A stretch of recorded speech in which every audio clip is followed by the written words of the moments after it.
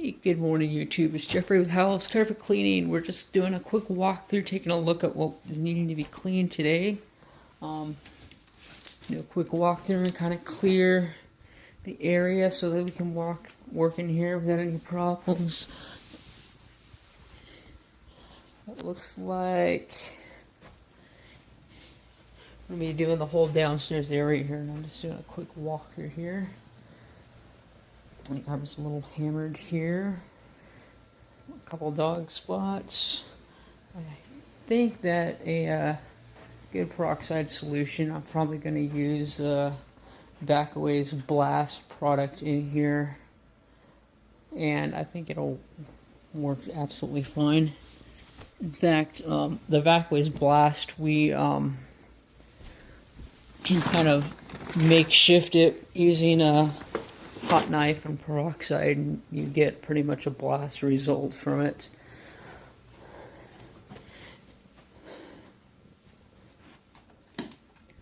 So far we've got a big long hallway, 2 bedrooms, a front room.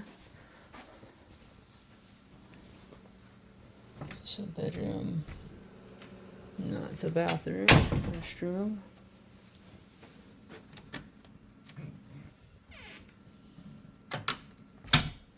This would be a 3rd bedroom.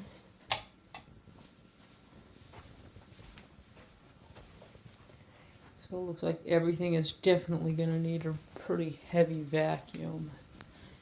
And then just a bedroom. Yes, it is. So 4 bedrooms, big long hallway, and light closet light. Okay. Oops. There we go. If I can get the light to stay on, there we go. Okay. And then we have a front room area upstairs, and this would be like the living quarters downstairs. Now, if it were up to me, this is exactly how I would plan a house. This is kind of different in that all the bedrooms are in the downstairs area. But that's, when you're living on a side of a hill, this is kind of the way they do it. But usually bedrooms upstairs, and they've got hardwood floors throughout the rest of the place, which is exactly how I would design a house. It's carpeted bedrooms, hardwood floors everywhere else.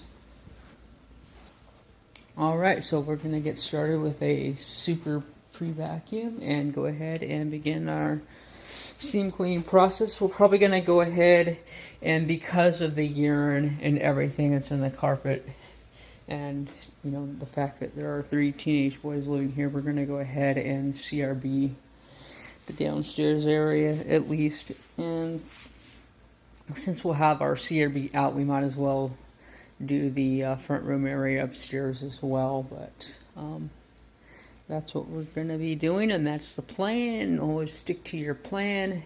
Never second guess yourself, because as soon as you start second guessing yourself, that's when Murphy's Law takes in account and says, I'm going to mess this guy up. So as long as you have a plan and you pretend like you know what you're doing, everything works out. That was odd.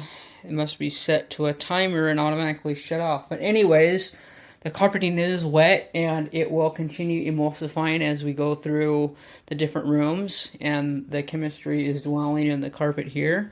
The biggest area of concern were these nasty gray spots. There are a whole bunch of them. There's really only one of them left that's sort of visible. Hopefully as the product dwells, it'll continue breaking that down so that when we rinse with our steam cleaning, it will pull that out absolutely no problem. So we got 1 of 4 rooms down here, or 1 of 5. I'm sorry, I got that front room, family room area to do. So yeah, we'll just take this process and continue along. Okay, we've gone ahead and we've applied our cleaning solution in here, and this is before CRB, and I will show you an after CRB here. And that right there is after CRB treatment. Now, mind you that we have not done any extraction yet. This is simply scrubbing the carpets with our encapsulation solution. Now, it would be safe to leave the carpets in this condition and not do any extraction. However, you know, we like going the extra mile and doing absolutely everything that we possibly can, because it's one thing to have before and after pictures, but if those spots reoccur and come back up, what good is your before and after picture at that point, and what good is your reputation? So be thorough, get everything cleaned up so those spots don't come back, and they won't come back. That's not to say they're not going to be spilling more soda and drinks and stuff all over, but at least for now, it's back in tip-top conditions. So we're just going to keep working our way down the hallway and into the bedrooms here. Again, I'm going to show a little before and after because I think it's kind of noteworthy to see the actual difference. This is before. You can see all the spots in there, mainly from that doorway. And the hallway doesn't see a whole lot. But I'm going to go ahead. I pre-treated. Now I'm going to run our CRB over it, and the result should be quite dramatic. Alright, and there you have it. We obliterated all those sticky residues that were in the carpet there. Got all those spots out. Again, we are going to rinse because we are 100% thorough. And as you can see, that's where I stopped, because you can see those spots there, and I didn't really go any further than that. So we're going to go ahead and go in the bedroom now. Okay, we've gone ahead and we've cleaned this room up here. Soil suspension anyways. This was the worst of it, and you can see it came out really nice. There are a couple of spots that there, and that little spot there right in the middle of the screen. Probably gonna need some hell gel because it's like tape or something that, you know, something tacky like tape that's stuck to the carpet. But there's a little contrast. Here is the before. I'm just gonna run to the end of the hallway there, and I'm gonna have to make up some more solution or fill that container back up again. So we'll go ahead and treat this, run it, and see some pretty cool results.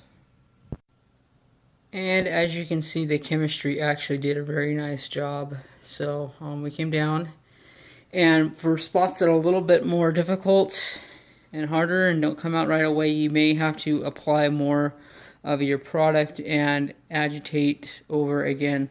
So in areas where there's spills and stuff all over the place, I mean, considering that the entire hallway pretty much was like this here, I'll go over it usually in a couple of different directions just to make sure that you completely obliterate those spots, because a lot of times when you're cleaning, it looks like you got them out, and then like 2 days later they start coming back, and that's not what we want to have happen here.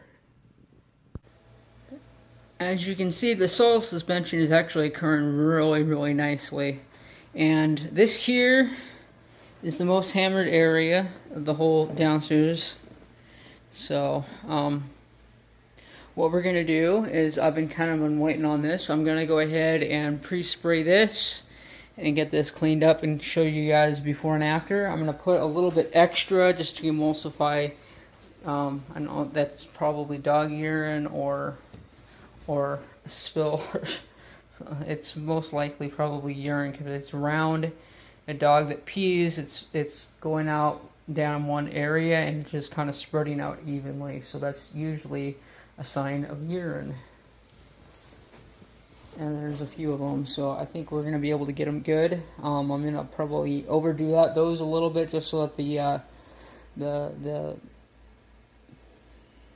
the peroxide in the solution will go ahead and start deteriorating that, because it does break down organic matter.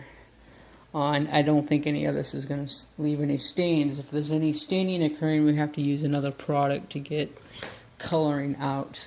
But as far as breaking down salts and rinsing that stuff all free and breaking it from the carpeting, the peroxide does very well with that. There you have it. It actually looks like a completely different carpet now. All the spots have been obliterated and pulled out. with the urine, I mean, the one thing that that VLM style cleaning doesn't do is deal with urine very well, at least not to the point that I feel comfortable just putting down an encapsulation crystallizing product and hoping that it deals with the urine. I really feel a lot more comfortable doing a full rinse in this scenario. And urine and soda are probably the two main issues that I have with VLM versus hot water extraction, is that in those two scenarios, there's no substitute for hot water extraction. However, for the rest of it, I feel that VLM in a lot of cases is a lot more thorough than hot water extraction. And I've got reasons for believing that, because I'm going to take a look at these carpets. Obviously, your hot water extraction with your pumping 400 psi is not going to get anywhere near that agitation that we just did. And I guess chat will be discussion for another day to explain to you guys how that works and how you can use it to better up your performance and get a little bit more kick out of your chemistry and everything. We are going to finish off in this bedroom here. Just do a quick walkthrough so you can get yourselves a before and after. You see some dirt in the carpet, a bunch of little dribbles, probably from a drink, soda or something. And that's really all there is in here. So we're going to pre-spray and complete our soil suspension, and then we will begin running our lines down here with a steam cleaning. Okay, we completed soil suspension in here. We got all those little spots up. Now, I've got a question for you VLM guys. Now, the front area here, you can still see a little shadowing, but it was completely caked with dirt. And my question for you is, where did the dirt go? Because I wasn't using a pad. The pad didn't extract any of the soil because there was no pad. So where did the dirt go? That's what I don't hear you got VLM guys talking about, is the chemistry of your product, of what it's actually doing. You keep talking about your pad. Look at how dirty my pad is. Look at all that dirt.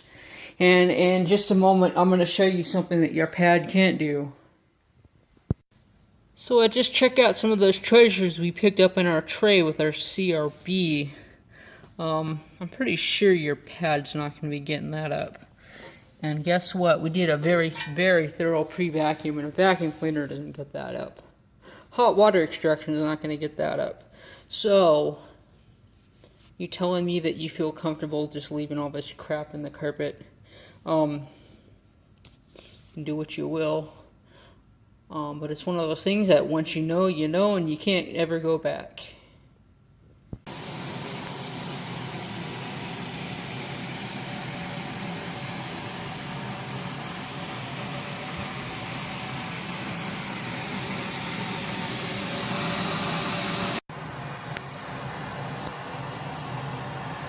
This is the room that was probably hammered the most.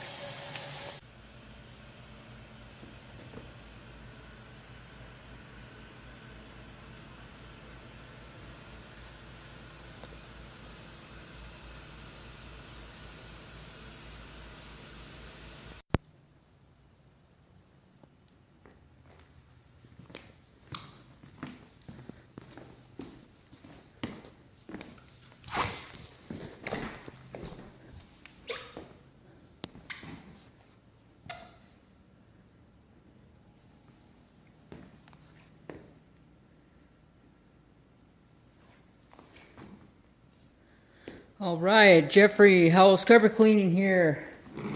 You have any questions concerning any carpet cleaning, or have any questions with your company or anything like that, or regarding methodology, anything that I'm doing or not doing, or pretty much anything, go ahead and feel free to give me a call personally, 503-939-0534. I am not too busy to make time for you, so go ahead and give me a call. I'll make the time to answer any questions you might have. Thanks for watching, and until next time, peace, and be safe. Keep it safe, keep it real.